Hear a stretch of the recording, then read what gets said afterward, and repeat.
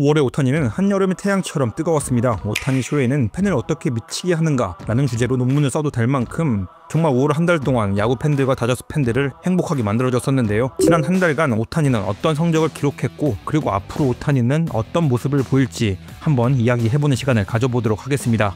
오타니의 리그 성적은 6월 1일 기준으로 OPS 1.062, 타율 2할 9푼 8리, 홈런 22개, 37타점, 11도루를 기록하고 있습니다. WRC 플러스는 187로 에런 저지, 프리먼 다음에 리그 3위의 성적을 기록하고 있고, WAR은 지명 타점에도 불구하고 4.8의 에런 저지, 3.6의 칼 랄리 다음에 위치하고 있습니다. 정말 대단한 활약이라고 할 수 있겠습니다. 5월의 성적을 보면 그 대단함을 조금 더 명확히 볼 수 있는데요. 오타니는 5월에만 15개의 홈런을 때려내며 가장 많은 홈런을 기록했습니다. 칼 랄리가 12개, 에런 저지가 11개, 슈와버와 워드가 나란히 10개를 때려내며 5명의 선수가 한 달 동안 10개 이상의 홈런을 때린 선수가 되었습니다. 오타니의 5월 비율 지표를 보면 타율 3할 9리, 출루율 3할 9푼 8리, 장타율 0.78를 기록했습니다. 장타율이 정말 미쳤다라고 밖에 할 말이 없죠. 5월 오타니보다 높은 장타율을 기록한 선수는 에런 저지 0.798 한 명이었습니다. 왜 지금이 오타니와 저지의 시대인지 지표들을 이야기하다 보면 진짜 실감나는 것 같습니다. 그럼 조금 더 세부적으로 오타니 선수의 타격을 조명해볼까요? 우선 기본적으로 타구 지표가 반영된 스탯캐스트 지표로 보면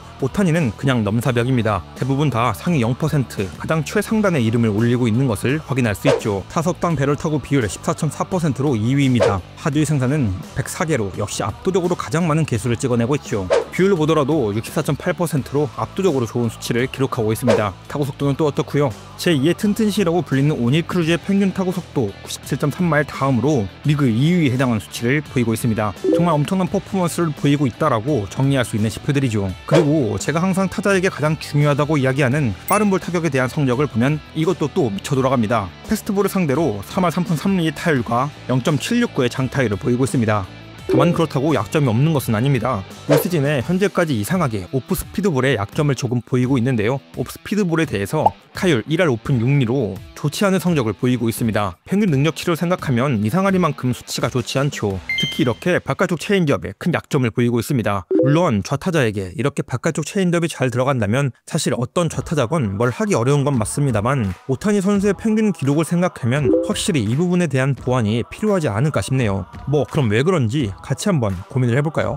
아마 이유는 타이밍에서 찾을 수 있지 않을까 싶습니다. 오타니 정도 되는 선수에게 메커니즘의 약점이라든지 특정 구종에 대한 대처 능력 부족이란 것은 말이 안 되니 그냥 현재 오타니 선수가 잡고 있는 타이밍이 체인지업에 맞지 않다라고 밖에 할 말이 없겠죠. 하나 유추해 볼 수 있는 지표는 당겨치는 타구의 지표입니다. 오타니는 평균적으로 40%대에 근접하는 당겨치는 비율을 보였습니다. 하지만 올 시즌은 현재까지 51.6%의 당겨치는 비율을 보이고 있습니다. 포인트를 이전보다 조금 더 앞에 두고 있지 않나 하는 생각을 들게 만듭니다. 그래서 스탠스와 타격 포인트의 변화를 찾아봤는데요. 왼쪽은 2024년 오타니 선수의 스탠스이며 오른쪽이 2025년 오타니 선수의 스탠스입니다. 평균적인 타구 포인트를 보면 올 시즌이 지난 시즌에 비해 조금 더 앞에 있는 것으로 보입니다. 오타니 선수가 분명 타이밍을 조금 더 앞에 두고 있다라고 볼 수 있는 자료라고 생각할 수 있겠습니다. 투수들은 이 포인트를 잘 공략해야 하지 않나 싶네요. 지금 오타니 선수를 공략할 수 있는 점은 딱 이 포인트 하나인 것처럼 보이거든요. 그리고 반대로 오타니는 이 공략 포인트를 조심해야겠죠. 이러다가 슬럼프가 올 수도 있으니 말이죠.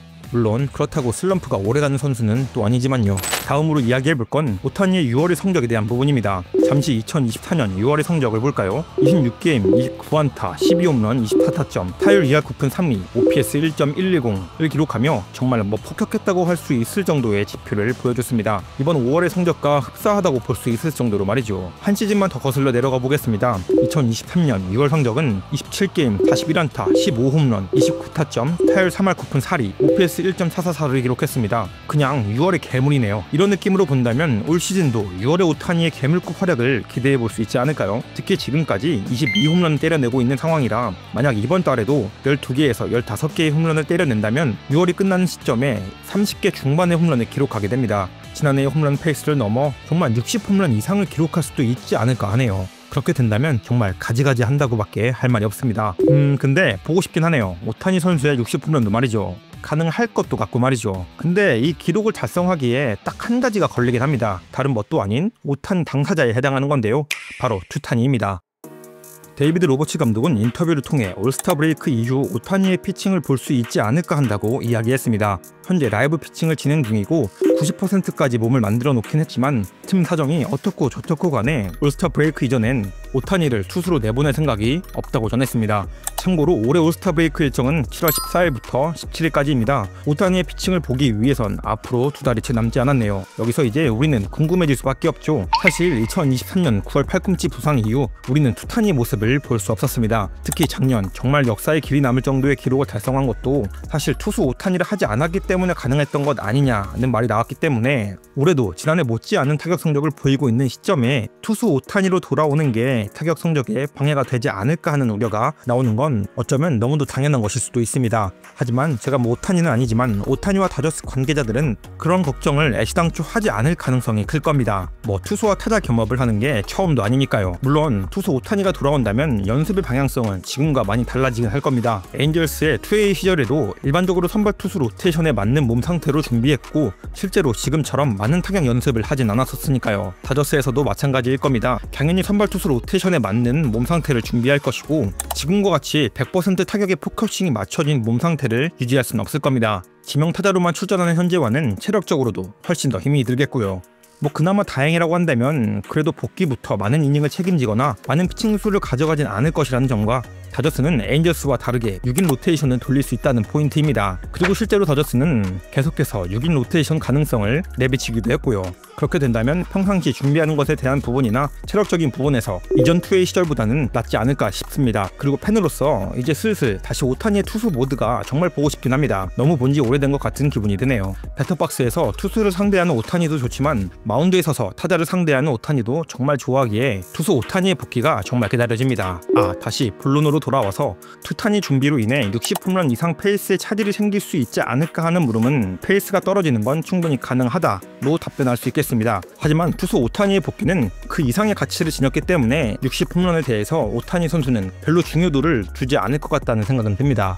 말이 나온 김에 7월에 돌아올 것으로 예상되는 투수 오타니에 대해서 기대하는 포인트와 우려하는 포인트를 추가적으로 이어서 말해본다면 우려되는 점은 구속이고 기대하는 포인트, 궁금한 포인트는 구룡입니다. 우선 오타니 선수는 어쨌든 빠른 볼이 장점의 선수입니다. 근데 팔꿈치에 칼을 2번이나 댔단 말이죠. 이게 과연 구속에 얼마나 영향을 줬을지 이게 중요한 포인트라고 보여집니다. 95마일 이상의 평균 구속은 나와줄지도 의문이 드는데 만약 그렇지 못하다면 다른 방법을 찾을 수 있을까 하는 궁금증도 듭니다. 그리고 제가 정말 궁금한 포인트는 구종입니다. 다저스는 에인절스와 투수를 바라보는 시점이 분명 다릅니다. 더 체계적이기도 하고 다저스 특유의 그 느낌이 있습니다.